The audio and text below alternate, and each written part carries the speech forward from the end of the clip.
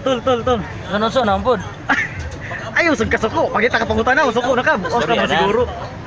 Kanang kuan ba? Nagbuta na. Kuan ba kanang bang naasa to ang sulod sa to ang tiyan? Mo ba nang gitawag nila og bitin? Nani? Bitok man siguro ka. Sa bitin. Kana magimok-imok si mong lubot. Oh, Nagalibutan o kabalo sa gigimok ng lubot nimo. di taas man siya, taas. Bitin YouTube. Ayo mo gud. Tanang gud kay YouTube good nga. Bitin daw na siya, dawag gana.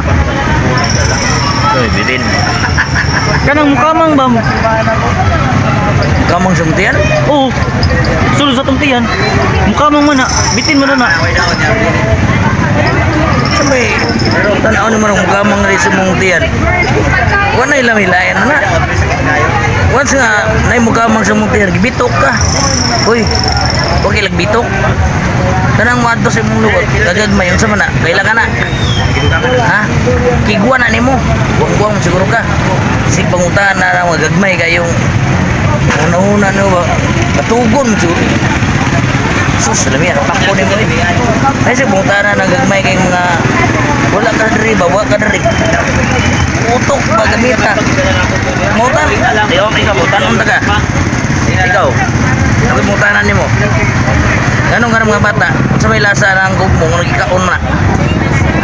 Ang kaunon na ng gugmo, gikan rin yan na, ang tilawan mo gina. Ha? Dano ako ni mo. Tungkol kay bata ba sila, ikaw, bata ba ka? Kigwa mo siguro kung sigbuta na ng sigimok sa lubot. Buang, sa iyong tiyan. Kung gusto kang papurga ka. Ayaw, pandamay, gidamay ko ni mo.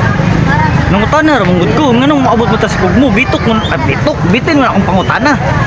Ano na daw, kamay bitinan ng tiyan. Kung ilayin mo puyo na bitok. Buang siguro ka. Ay. Anak, siguro na karon.